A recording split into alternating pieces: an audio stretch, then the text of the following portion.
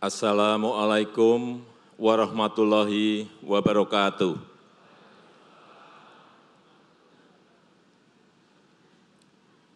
Bismillahirrahmanirrahim. Alhamdulillahirabbil alamin.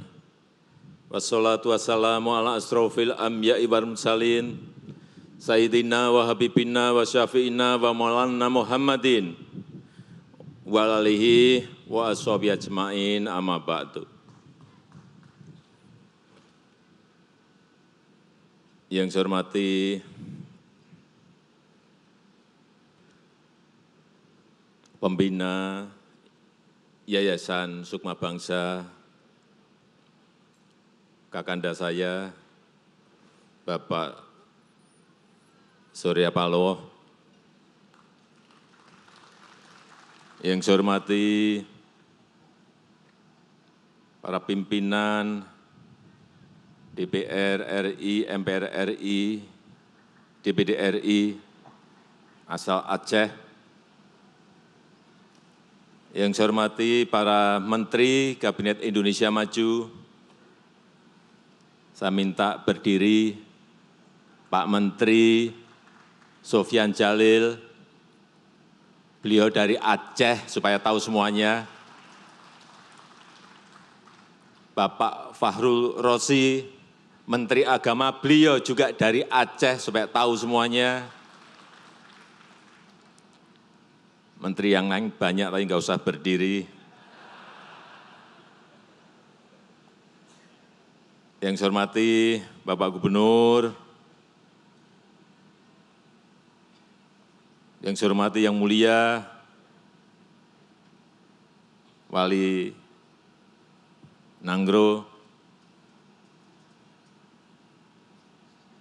yang saya hormati yang mulia para ulama, para abu, serta para gubernur dan bupati yang hadir pada siang hari ini. Bapak Ibu tamu undangan yang berbahagia. Kalau kita ingat saat Asian Games 2018 yang lalu, tarian yang paling menakjubkan hampir seluruh negara memberikan apresiasi adalah tarian dari Aceh, yaitu tari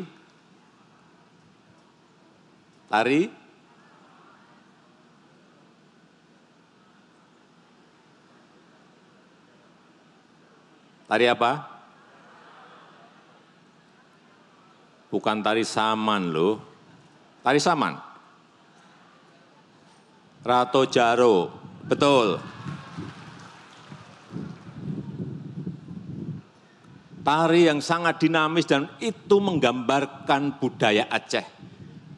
Dinamis, toleran, keislaman, kemaritiman, itu adalah kebudayaan Aceh yang semua orang sudah tahu.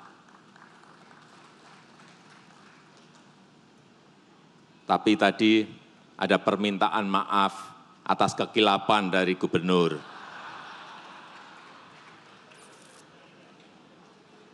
Ya saya jawab, jangan salah pengertian.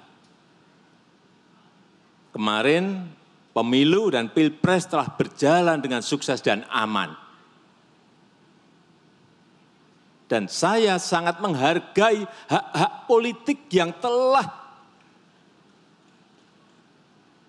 dikerjakan oleh seluruh masyarakat Aceh. Saya sangat menghargai, jangan salah pengertian. Waduh, jangan-jangan nanti Presiden nggak pernah ke Aceh lagi. Itu sebuah kekeliruan besar karena saya sangat menghargai hak-hak politik dari provinsi manapun, dari masyarakat manapun, di seluruh tanah air. Pemilu sudah usai, pilpres juga telah selesai. Marilah sekarang konsentrasi kita ke arah pembangunan. Dan Aceh memiliki kekuatan, memiliki potensi. Karena ini merupakan daerah modal. Modal sumber daya alam, modal sumber daya manusia. Yang saya tahu karena saya 86, 87, 88 itu berada di Lok Sumawe dan di Bener Meriah di Aceh Tengah. Saya kemarin melihat progres perkembangan pembangunan jalan tol. Saya terus terang aja harus saya sampaikan, saya kaget. Kecepatannya luar biasa. Baru 14 bulan dikerjakan sejak saya groundbreaking di Banda Aceh. Pembebasan lahan hampir di atas 90% telah selesai. Ini menunjukkan yang saya baca, ini menunjukkan keinginan masyarakat untuk agar infrastruktur ini segera selesai. Saya tangkap itu. Sehingga memang di semua provinsi selalu masalah dan problem adalah pembebasan lahan. Selalu itu menghambat proses konstruksi yang ada. Tapi di sini kemarin di Rutnya, Utama Karya menyampaikan pada saya, Pak, ini hampir 90% pembebasan selesai, sudah 60 kilo tapi kami baru mengejar 15 kilo. Artinya apa? Ini harus ditambah untuk urusan konstruksinya karena pembebasannya di luar dugaan kami, kecepatannya luar biasa. Ini patut kita syukuri. Karena apapun yang namanya infrastruktur di seluruh tanah air kita ini telat. Harus ngomong apa adanya, secara terbuka saya. Terlambat. Stok infrastruktur kita dibanding negara-negara sekitar kita juga masih jauh. Sehingga kecepatan mobilitas orang, kecepatan mobilitas barang, kecepatan logistik dari provinsi ke provinsi yang lain, dari kabupaten satu ke kabupaten yang lain, menjadi semuanya terhambat. Sehingga daya saing kita, competitiveness kita, menjadi kalah. Apapun sekarang ini antar negara bersaing, antar negara saling kompetisi. Dan siapa yang cepat akan mengalahkan yang lambat. Sudah bukan kayak dulu-dulu, negara kaya mengalahkan negara miskin, negara besar mengalahkan negara kecil, bukan. Sekarang zamannya sudah berubah. Yang cepat akan mengalahkan yang lambat. Dan kita ingin Indonesia lebih cepat dari negara-negara lain.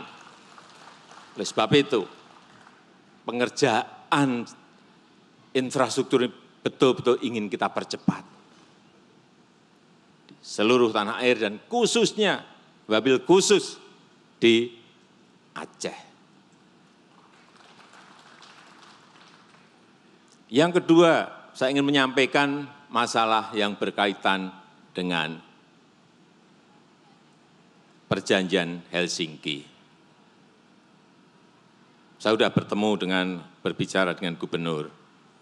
Saya sudah bertemu dengan Yang Mulia Wali Nanggro dalam 2 atau 3 minggu yang lalu. Saya juga bertemu dengan Pak Mualim, Pak Muzakir Manap, saya ketemu. Dan tokoh-tokoh Aceh yang lainnya yang tidak saya sebut, tidak bisa saya sebut satu persatu. Ada problem ini Pak, ada masalah ini Pak, ada persoalan ini ya. Tapi beri waktu saya untuk menjawab. Beri waktu saya untuk menjawab, karena apapun ini akan didiskusikan dalam rapat-rapat terbatas yang selalu kita lakukan setiap minggu, sehingga jawabannya nanti akan saya berikan. Banyak yang sudah disampaikan kepada saya tahu.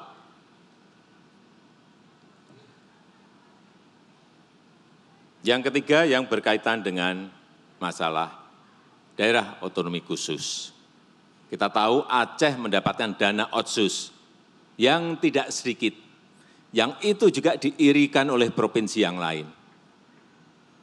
Saya tadi tanya ke Pak Gubernur, berapa dana otsus kita? 8 triliun untuk tahun ini. Betul Pak Gub?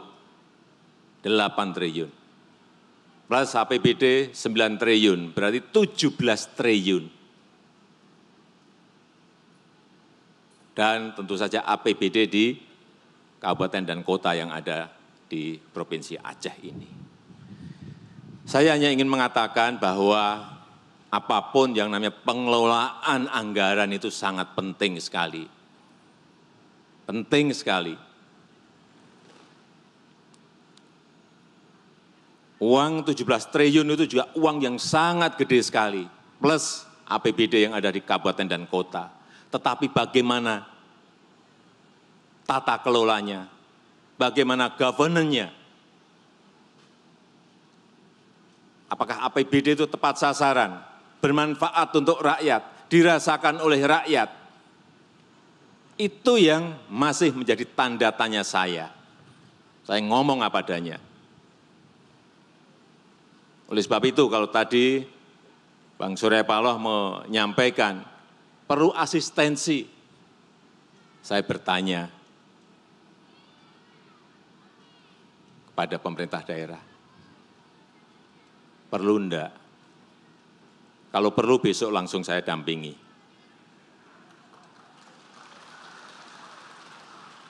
Jangan ngomong ya, nanti kita beri asistensi, kemudian di bawah tidak mau di birokrasinya. Karena itu menanggung sebuah konsekuensi bahwa governance, tata kelola harus bersih, transparan, akuntabel. Tapi kalau saya tanya kepada rakyat, pasti seluruh rakyat akan bilang, iya, benar.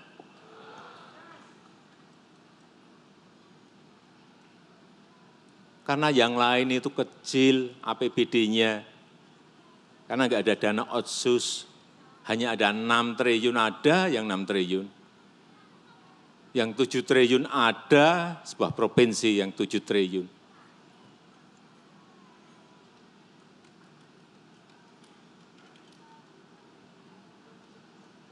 Jadi penggunaan APBD saya titip kepada seluruh bupati, wali kota, dan kepada gubernur, gunakan fokus, gunakan secara fokus, berikan prioritas hal-hal yang sangat penting. Saya juga harus sampaikan apa adanya, angka 14%, angka kemiskinan itu besar. Besar. Selesaikan dulu masalah ini. Berikan perhatian kepada angka kemiskinan yang 14% itu. Lewat program-program yang didesain agar pengentasan kemiskinan segera bisa diselesaikan. Yang keempat yang berkaitan dengan investasi. Semua negara sekarang ini berebutan yang namanya investasi. Semua negara.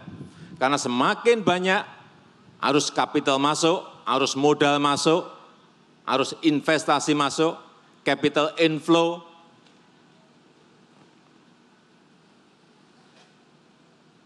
insya Allah dipastikan negara itu akan pertumbuhan ekonominya akan semakin baik.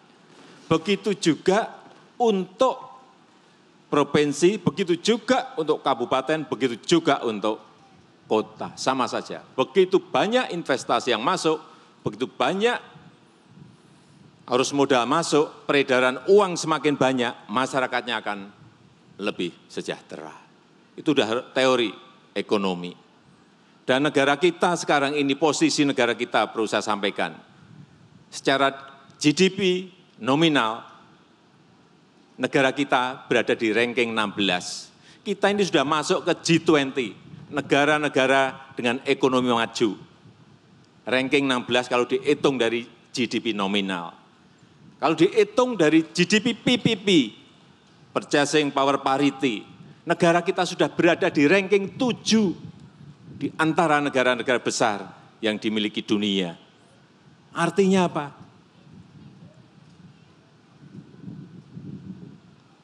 Kita memiliki sebuah masa depan yang insya Allah lebih baik dari hari ini, tetapi memang banyak tantangan-tantangan, baik yang ada di daerah maupun di pusat, yang perlu kita selesaikan bersama-sama secara cepat. Karena sekali lagi kita berada pada era persaingan, era kompetisi yang sangat-sangat cepat. Jadi kembali lagi ke investasi. Saya sudah mendorong tidak sekali, 2 kali, 3 kali, 4 kali, 5 kali agar investasi arus modal itu masuk ke Provinsi Aceh. Dan terakhir tadi juga sudah disampaikan Pak Gubernur berkaitan dengan Uni Emirat Arab yang ingin membangun properti, yang ingin membangun pariwisataan yang ada di Provinsi Aceh. Oleh sebab itu saya sudah perintah ke Menteri untuk siapkan tim untuk nanti berangkat bersama-sama di bulan Maret awal bersama dengan Gubernur dan timnya untuk bertemu langsung dengan Syekh Muhammad bin Zayed Al Nahyan di Abu Dhabi. Karena beliau langsung ngomong pada saya keinginannya untuk membawa arus modal ke Provinsi Aceh. Tetapi meyakinkan orang itu juga tidak mudah. Saya sudah sampaikan Pak Gub. Pak Gub ada persoalan ini yang ditanyakan pada saya. Saya tidak bisa menjawab secara detail. Jadi tolong nanti diberikan sebuah backup data, kemudian backup penyampaian yang baik, presentasi yang baik, sehingga mereka yakin betul. Karena beliau ini adalah masuk orang yang memiliki kekayaan yang nggak bisa dihitung. 1,4 triliun US dollar, bukan rupiah. Sudah dihitung sendiri kekayaannya berapa. Oleh sebab itu, sekali lagi apa yang disampaikan oleh Bang Surya tadi betul. Marilah kita bersama-sama, bersatu, masyarakat, pemerintah daerah, pemerintah pusat, menyelesaikan persoalan-persoalan dan tantangan-tantangan yang ada di bumi Aceh ini. Agar hal-hal yang, kalau ada persoalan yang kecil jangan dibesar-besarkan. Kalau ada persoalan yang bisa diselesaikan, cepat selesaikan. Kalau ada persoalan besar yang memang harus kita selesaikan bersama-sama, mari duduk bersama-sama, selesaikan masalah itu. Pusat, provinsi, kabupaten dan kota, dan masyarakat.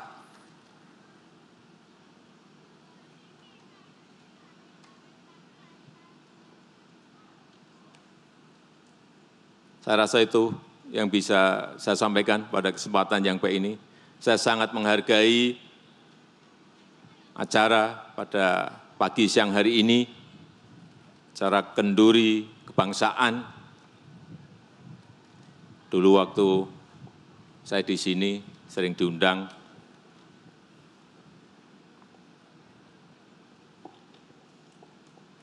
untuk kawinan, ada kendurinya. Apa namanya ya? Kenduri kalau di sini apa? Kanuri ya? Ya, kanuri, mukawen,